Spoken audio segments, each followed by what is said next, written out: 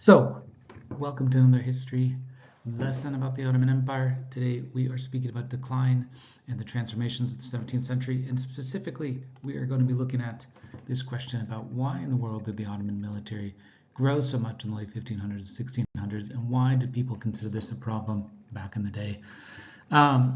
So to give you a sense of the issue, these are the complaints that some commentators had about the nature of the Janissaries back around the 1600s. The first is that it was full of foreigners, what they called ejnabis.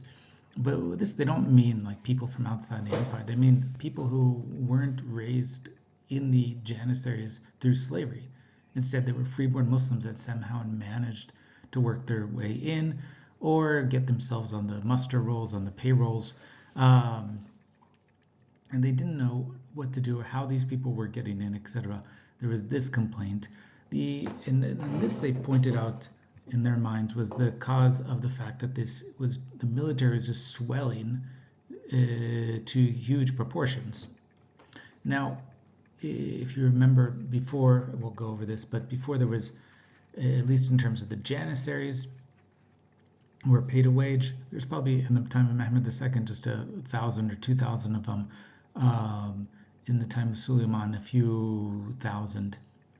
But at this point, you have 120,000, 20,000 which are in Istanbul that are actively soldiers in the empire. Of course, it's a much bigger empire. There's more to do.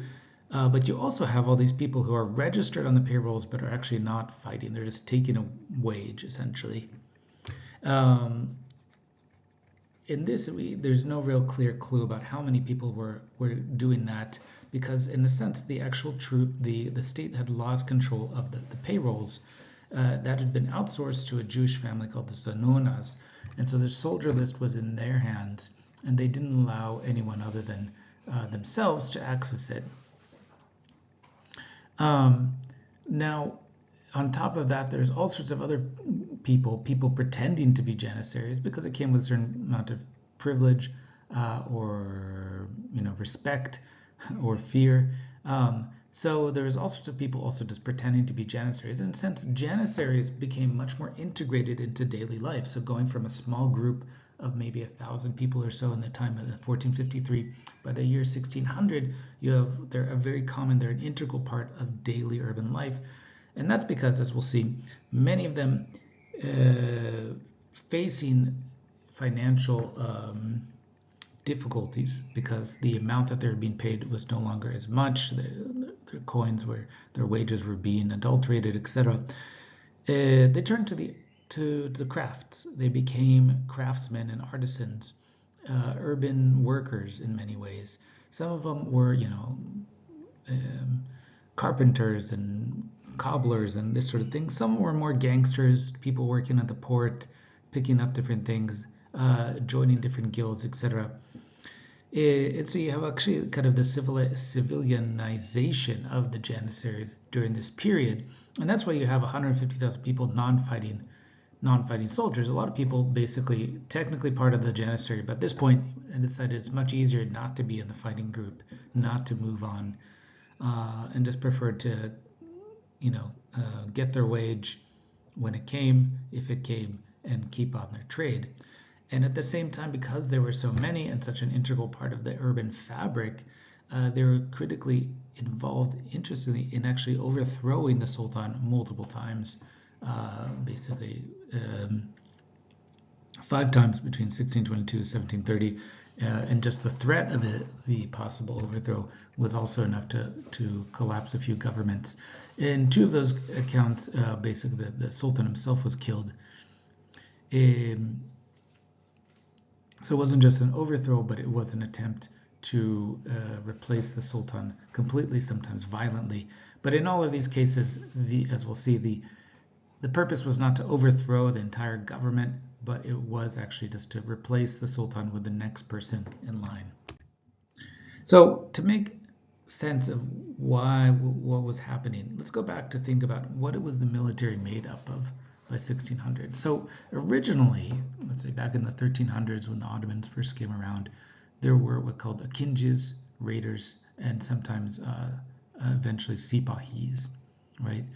Cavalry. They were, in exchange for collecting taxes on certain province, they're supposed to come with a retinue of troops. But there was also eventually the Janissaries added to this mix. And what ends up happening, the Janissaries were usually very small, and the majority were basically Sipahis and Akinjis. As the frontier warriors became more and more sidelined, the Akinjis became a minor part of the army.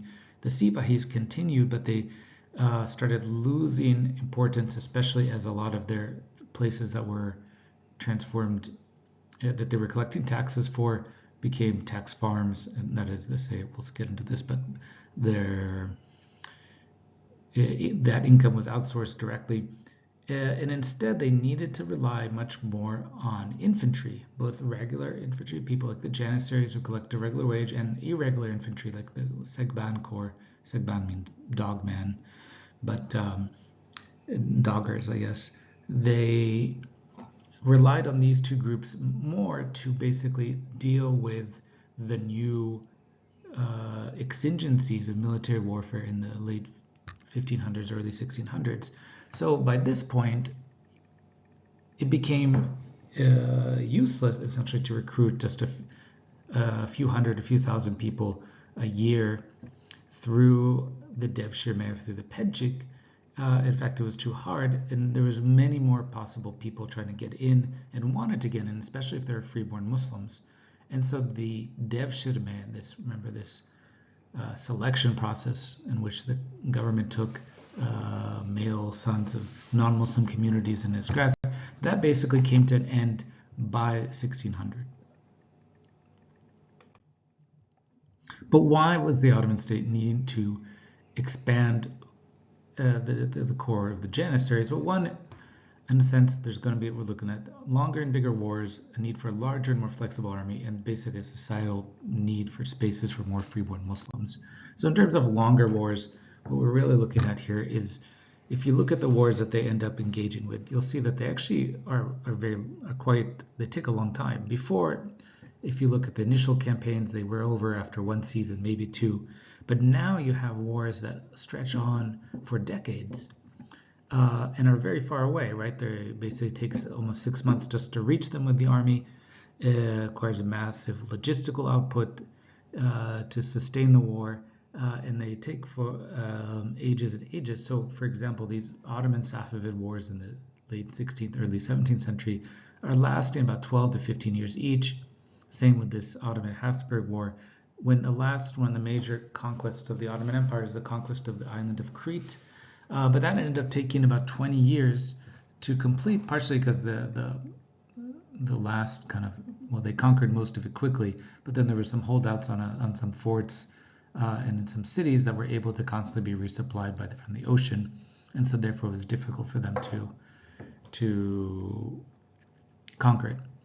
And so when you have these very long wars, you need basically a different type of army. You need an army that can grow quickly and then be disbanded quickly.